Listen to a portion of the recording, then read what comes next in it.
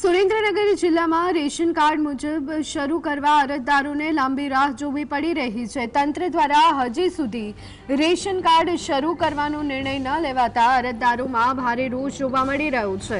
અરજદારો છેલ્લા 16 મહિનાથી રેશન કાર્ડ શરૂ કરવા માટે અરજી કરી રહ્યા છે, છતાં પણ બંધ પડેલા કાર્ડ ચાલુ કરવામાં આવ્યા નથી।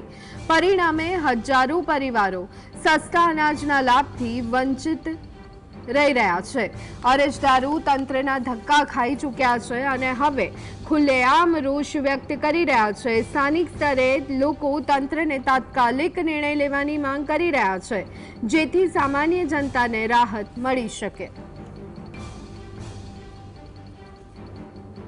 મારું કાર્ડ તો બંધ થઈ ગયેલું અમુક સંજોગો કારણસર રેશન નહીં લીધેલું હોવાથી ત્યારબાદ મેં દાવા અરજી કરેલી, જેનો આજે લગભગ 1.5 વર્ષ થયું, પણ હજી કોઈ નિકાલ થયો નથી। કેટલી વખત અમે ઓફિસમાં ધક્કા ખાયા, પણ એમ કંઈક તમારો વારો આવશે ત્યારે તમને લેટર મળશે, ત્યારે તમે અહીંયા આવજો। આજે રૂબરૂ જતાં પણ એવો જવાબ આપેલ છે। તો આના માટે થઈ અમે આપની પાસે આરટી મુજબ રજૂઆત કરી અને જે કંઈ રેશન કાર્ડ હોય એમને મળવાપાત્ર થાય એવી આપ સાહેબને અમારી વિનંતી છે।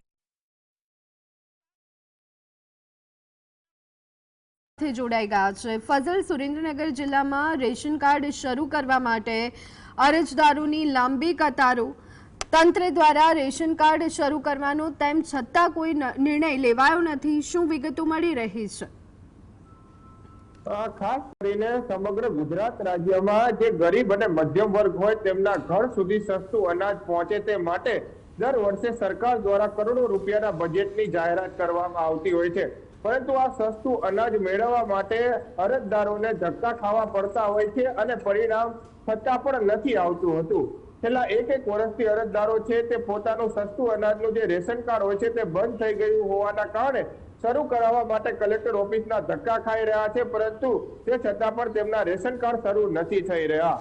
અનેક વખત દાવા અરજીઓ કરવામાં આવી, પુરવઠા અધિકારીને રજૂઆતો કરવામાં આવી, જિલ્લા કલેક્ટર સુધી આવેદનપત્ર પણ પાઠવવામાં આવ્યું, તે છતાં પણ જે સસ્તું અનાજ મળવું જોઈએ તે અરજદારોને મળી નથી રહ્યું, જેને લઈને અરજદારોમાં રોષ જોવા મળી રહ્યો છે। ગરીબ અને મધ્યમ વર્ગના પેટ સુધી આ જે અનાજ છે તે સરકારનો પહોંચાડવાનો નિર્ણય છે, પરંતુ આ જ અનાજ ફેક્ટરી સુધી પહોંચતા હોવાનો પણ અરજદારો આક્ષેપ કરી રહ્યા છે।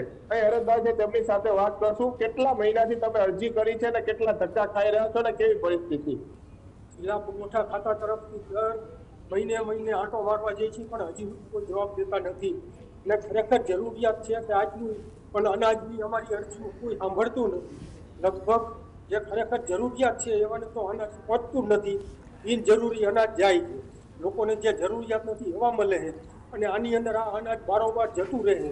આમ સરકાર કહે છે અમે ગરીબ માટે કરી છે, પણ ગરીબના મોઢા સુધી પહોંચતું નથી। તો આના માટે શું કરવું સરકારે એ જોવું જોઈએ અને ખરેખર સાચી તપાસ થાય તો આમાં ઘણું બધું બહાર નીકળે। કેટલા મહિનાથી ધક્કા ખાવ છો? 6 મહિનાથી। આમ તો વરાથી અમારા બીજા બધા કેટલા જણ છે, દરેક રેશનિંગ વાળા એમ જ કે અમને ઓર્ડર આવી ગયો નથી આપવાનો, તો શું અમારે કરવું? અહીં આવી તો કોઈ અહીં જવાબ દેતા નથી અને આ લોકો એમ કે બંધ છે ચાલુ છે। વૃદ્ધ ઉંમરવાળા હોય અને બીમાર પડી જાય, જો 2 મહિના ન લેવા ગયો હોય તો રેશન કાર્ડ બંધ થઈ જાય, તો આને ચાલુ કરવામાં કેટલી વિધિ કરવી પડે છે। આમાં 2 રૂપિયાના અનાજમાં 500 રૂપિયાનો ખર્ચો કરવાનો થાય, એફિડેવિટ કરાવવી પડે ને આમ કરાવવું। અમે શું આપણે નથી, તો આ સરકાર આવી બધી જો વિચારે તો બહુ સારું છે, અમે તો એવું કહીશું। અને ખરેખર જરૂરિયાત વાળાને મળતું નથી, એ તમે કોઈ સાચી તપાસ કરાવે તો એમને ખબર પડે। એવા લોકોને આપે છે વાહન વાળા, ગાડી વાળા એવા લઈને જાય છે અને ખરેખર જે હાલીને સાયકલ લઈને જે ધક્કા ખાય છે એમને તો મળતું જ નથી, એમનું કોઈ સાંભળતું નથી। આ તમે કેટલી વાર રજૂઆતો થઈ છે પણ કોઈ કઈ ધ્યાન આપ્યું નથી। હવે શું કરવું જોઈએ? તો સરકાર સુધી જોવાનું છે, આપણે પબ્લિકનું કોઈ સાંભળ્યું નથી। જો આટલા વરાથી સાંભળતા ન હોય તો હવે શું સાંભળશે? આના માટે તો હવે સરકાર અધિકારીઓ જે નિર્ણય કરતા હોય એ કરીએ કે બીજાનો કોઈ કરવાની આધાર નથી। દાવા અરજી કરી છે? દાવા અરજીમાં તમે ગમે એટલી કરો કોઈ સાંભળતું જ નથી। દાવા અરજી કેટલી પડી છે અને 2000 ઉપર કાર્ડ બની ગયેલા છે। આવા બનશે, આવું અનાજ ક્યાં જતું હોય છે, આ સાચું છે ખોટું છે એ તો હવે ઉપરવાળો જાણતો હોય।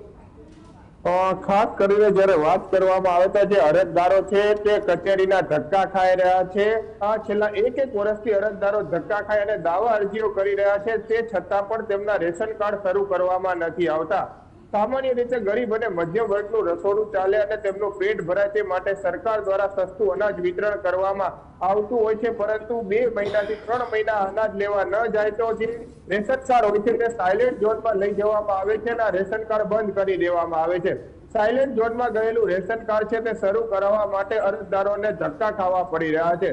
ગંભીર આક્ષેપો થઈ રહ્યા છે કે અનાજ આ સીધું ફેક્ટરીમાં પહોંચતા હોય એવા પણ આરોપ લાગી રહ્યા છે. ત્યારે તંત્ર દ્વારા અને સરકાર દ્વારા વિચારણા કરી અને બંધ પડેલા જે સુરેન્દ્રનગર સિટી વિસ્તારના 2000 થી વધુ રેશન કાર્ડો છે તે તાત્કાલિક શરૂ કરી અને નિર્ણય કરી અને તમામ જે ગરીબ અને મધ્યમ વર્ગના લોકો છે તેમના ઘર સુધી, રસોડા સુધી સસ્તું અનાજ પહોંચે તે પ્રકારની વૈકલ્પિક વ્યવસ્થા ઉપલબ્ધ કરવામાં આવે તેવી અરજદારોની માંગ છે. કારણ કે પુરવઠા અધિકારી હોય, કલેક્ટર હોય, મામલતદાર હોય અને પ્રાંત અધિકારી સમક્ષ પણ અરજદારો વારંવાર રજૂઆત કરી રહ્યા છે અને જે બંધ પડેલા સાયલેન્ટ ઝોનમાં જતા રહેલા રેશન કાર્ડ શરૂ કરવાની માંગ કરી રહ્યા છે. ત્યારે હવે તંત્ર તેમની સામું જોઈ અને વિચારણા કરી અને બંધ પડેલા તમામ રેશન કાર્ડની અરજીઓનો તાત્કાલિક નિકાલ કરી અને ગરીબ વર્ગના રસોડા સુધી આ સસ્તું સરકાર દ્વારા આપવામાં આવતું અનાજ છે તે પહોંચે તે પ્રકારની વ્યવસ્થા કરવામાં આવે તે પ્રકારની હાલ માંગ ઉઠવા પામી છે. જી આભાર ફઝલ સમગ્ર માહિતી